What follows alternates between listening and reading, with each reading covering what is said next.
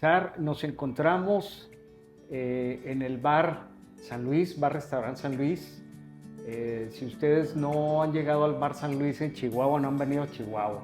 Tenemos el menú, yo creo que el más selecto de platillos asiáticos, entre otros, pues unos que les vamos a comentar ahorita más adelante. Pero en este caso nos acompaña ni más ni menos que el señor Humberto Ortega Gabaldón. Este salón se llama La Frontera. ¿Por qué se llama La Frontera este salón, don Humberto?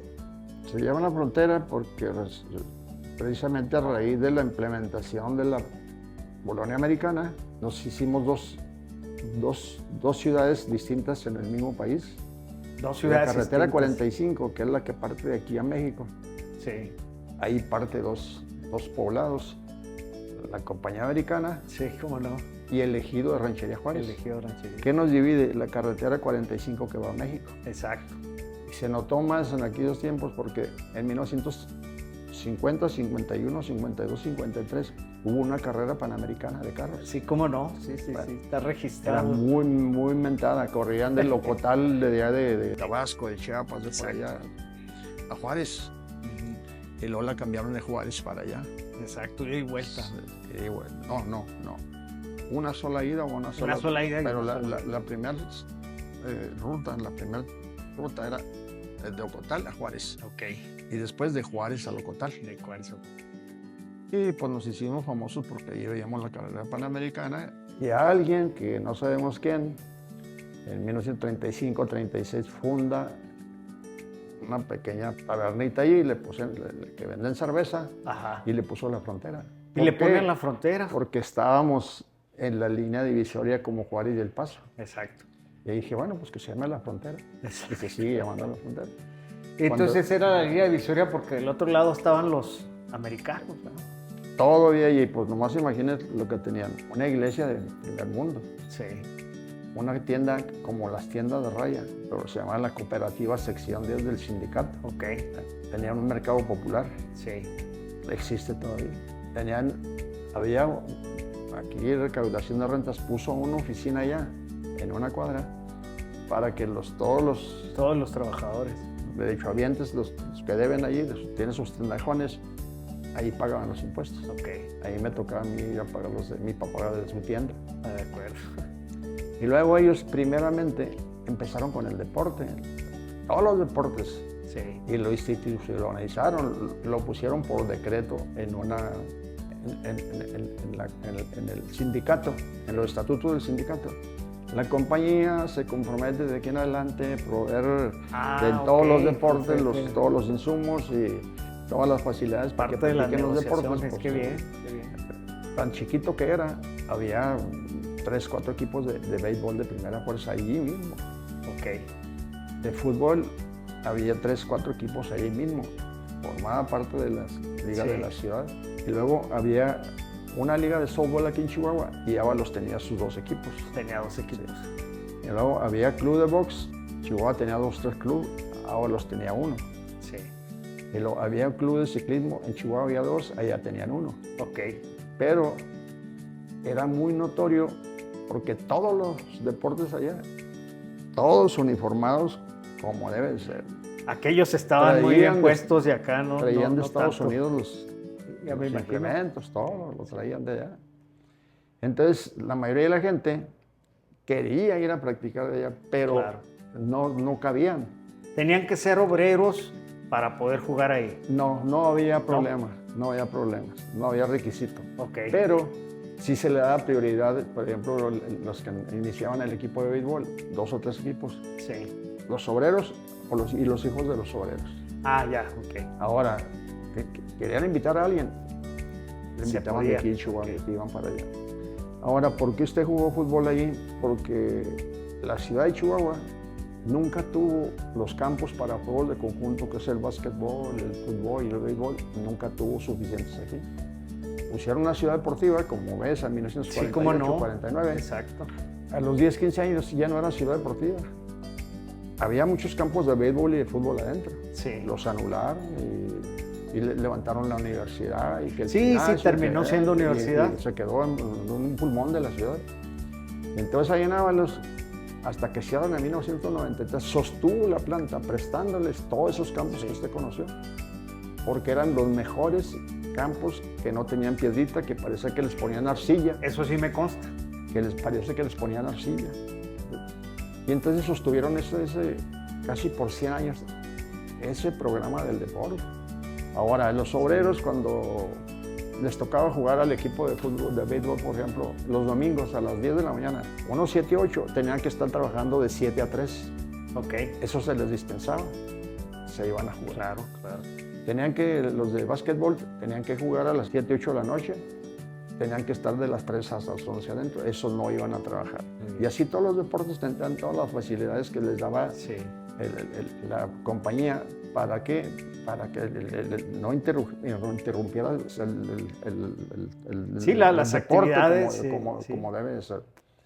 Entonces, todas esas cosas la ciudad no los tenía. En las ciudades no se dio ese fenómeno de Ábalos.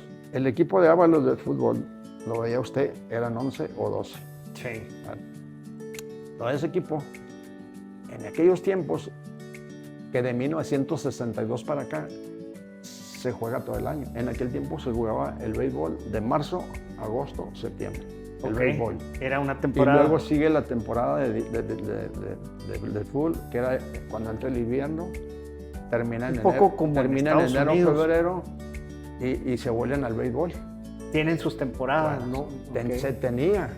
Estaba dividida aquí también en la ciudad. Aquí se jugaba nada más en verano el béisbol y el fútbol en invierno. Aquí en la ciudad. Así era antes. Así era. Y se generalizó en 1962. Béisbol todo el año, fútbol todo el año. Inclusive diurno y nocturno. Entonces todos los de Ábalos no les podía competir nadie aquí porque la compañía les sostenía los uniformes, les sostenía los sueldos, les sostenía los horarios. Todo lo que ellos querían, ahí está para que practiques el deporte que quieras. Entonces vivir en Ábalos era como irse a vivir a Estados Unidos. ¿Cuánto ganaba la gente de Ábalos? Y como si estuvieran en una universidad americana, el deporte era lo prioritario ahí. Lo mínimo que nos dimos cuenta, todo el mundo jugaba fútbol. Sí. Yo ahora que ando arreglando los campos, llegaban de muchas dependencias. Sí. ¿Usted de Ábalos? No. Yo soy de acá, Ranchilla Juárez, pero estoy ayudando acá. Fíjense que yo de niño jugaba fútbol ahí. Licenciados. Sí, pues ahí estábamos. Profesionistas destacados. Yo de niño ahí jugaba fútbol, porque allá estaban las ligas de fútbol, no estaban aquí. Exacto. Bueno, entonces todas esas cosas distinguían a la ciudad.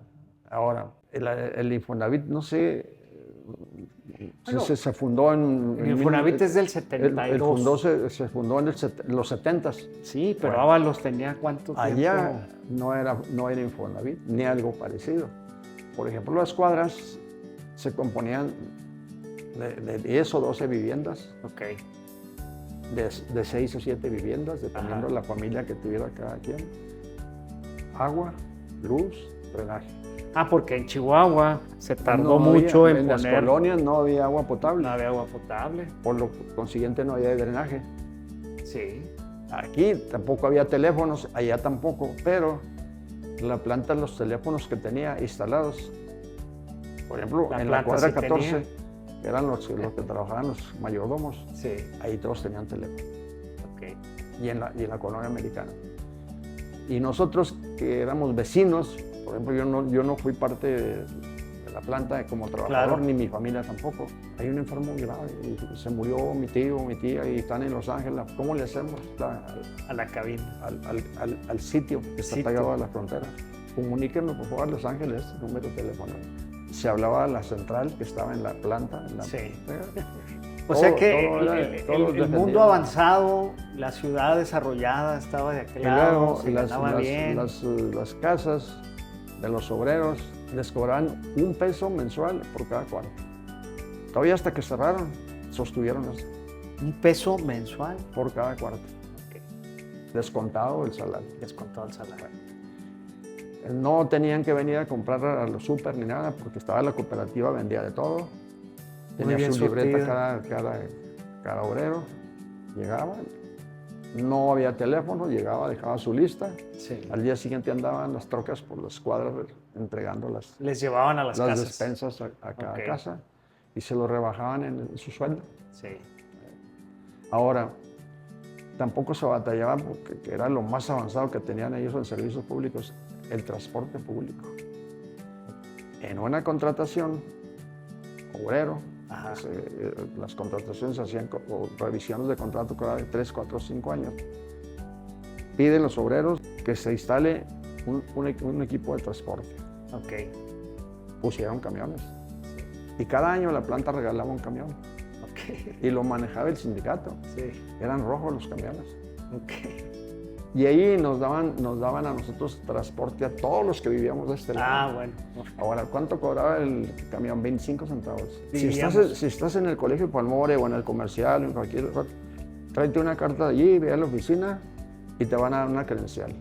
Lleva una foto. Te dan una foto, a ti te van a cobrar 15 centavos. Órale. 15 centavos. Se usaban los cepos. Sí.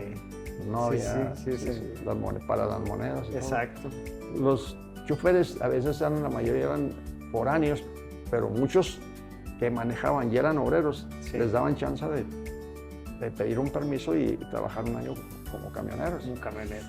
Y todos esos camiones se empezaron a instalar, a descentralizar a la gente. Por ejemplo, de las 35 o 36 cuadras que había, la compañía hizo en un congreso, en una revisión, los obreros le proponen, ¿por qué no nos hace casas en Chihuahua? Ah, caray. Ganaron. Hicieron esa iniciativa. La compañía tenías que tener un sueldo más o menos regular. Ellos tenían establecidos sus puntos. Sus tabuladores, los puntos, sí. ok.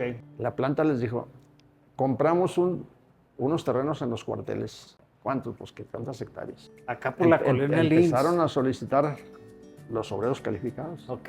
Yo necesito una casa.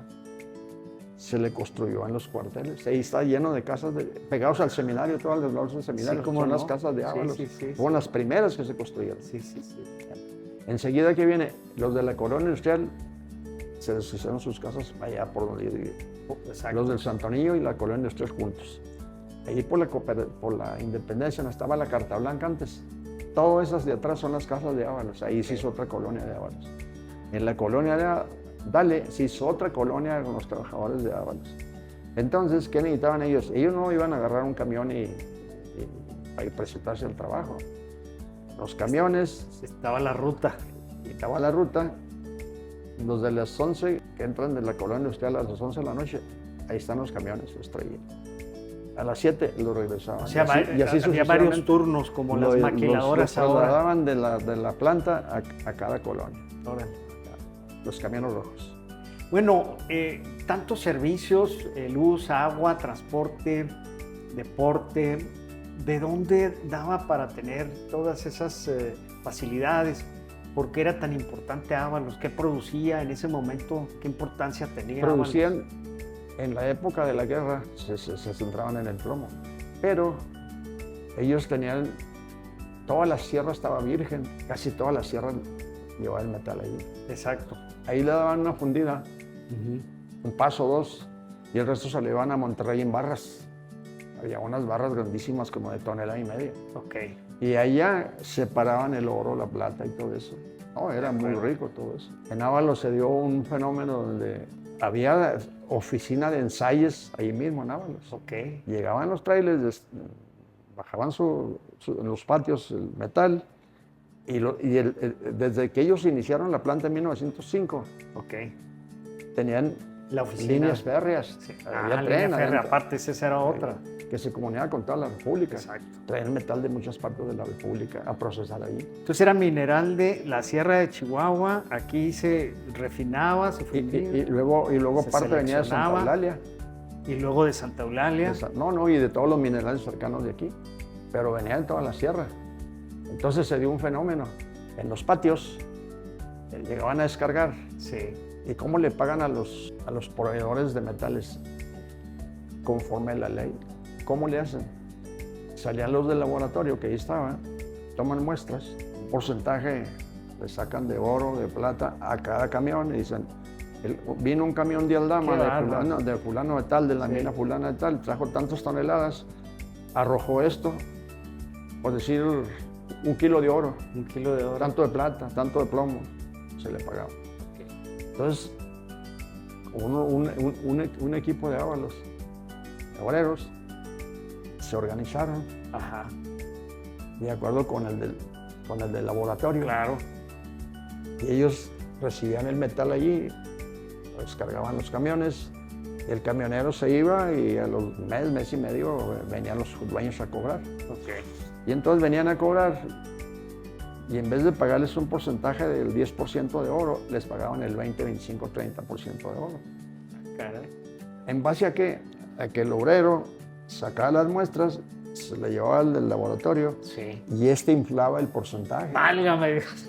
Entonces eso se lo llamó envenenamiento de metales. Envenenamiento. Y de fue, metal. a nivel nacional fue muy famoso eso. Los envenenadores de metales. Le subían el porcentaje de... Y eran muchos vecinos de nosotros, así, gente muy conocida. Por ejemplo, en vez de pagarles un porcentaje sobre oro o plata del 10-15%, les daban el 20 y el 25. 20-25. Y el dueño sabía, el del camión sabía, y el del laboratorio y el obrero. Y ahí Total que todos estaban, repartían. Eran parte se repartían. del procedimiento. Había un metal muy famoso que venía de Maguariche. Todavía No, sigue toda la sacando, sierra qué todavía, bárbaro. pero ese en aquellos años era muy rico en oro, un Ok. porcentaje muy alto en oro. Y entonces la gente decía, hay mucho Maguariche ahorita aquí en Ábalos.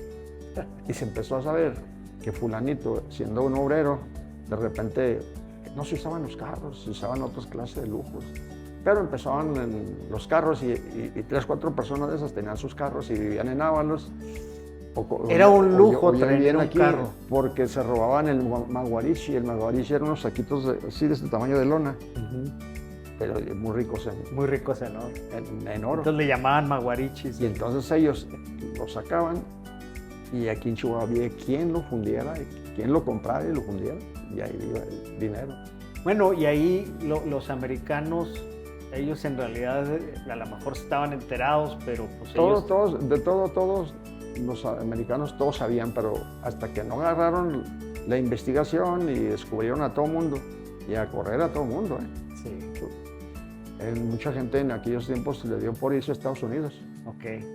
pero muchos estaban fichados al pasar ahí Y no los... por envenenador de metales, Ok. con un récord malo. Muchos se quedaron en Juárez, duraron muchos años, pasaron.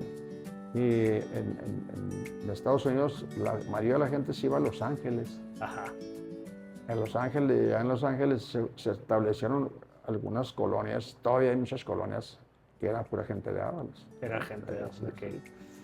No, y fue un... Pues fue una ciudad que floreció, no la conocemos. Ahora andan descubriendo ciudades en la zona maya y acá en el Amazonas y abajo del Mediterráneo. Y esta ciudad para nosotros es una ciudad perdida, claro. que nos perdimos, ¿verdad? Pero que No, fue muy importante. Ábalos, en su momento, el soporte económico del norte de Chihuahua. Del norte de Chihuahua. En todo el estado, pero principalmente para el norte. No sé si usted conoció en El Paso, había una compañía igualita. Sí, estaba la Zarco ahí pasando el río. Esta era la Zarco y aquí es la Zarco. Pero allá tan meticulosos que han sido siempre, la frenaron por el envenenamiento del plomo. Sí. La pararon. Hace unos 15 años, las troneras iguales que estas. Yo tengo familiares ahí, cerquitas, amigos. Me mandaron el día que las demolieron. Sí, sí recuerdo. Les sí, pusieron... sí. Pues es que la gente del Paso dijo que estaban contaminando. Sí, que había Entonces, mucha contaminación. 100 años de la Zarco en El Paso y ¡pum! Desapareció. No, allá los pararon hace como 25 o 30 años. Ya no trabajó la compañía. Pero tenía que ver con la guerra, me decía. Entonces aquí producíamos plomo en la primera, en la segunda y en las otras guerras. Chihuahua contribuyó en ese sentido. Por lo que pasa es que son cosas que uno a veces no se da cuenta. Y las políticas siempre manejadas por el gobierno, ¿no? Por ejemplo, aquí en Ábalos tan famoso Ábalos, ¿cómo es posible que la mayoría de la gente tiene que ir a trabajar a Chihuahua a la obra? Pagaban 3, 4 pesos, en Ábalos llegaban 10, 12. 4 veces. 3, 4 veces. Cuando estaba muy estabilizado el valor del dinero. Exacto. Tenía mucho precio, mucho valor el dinero.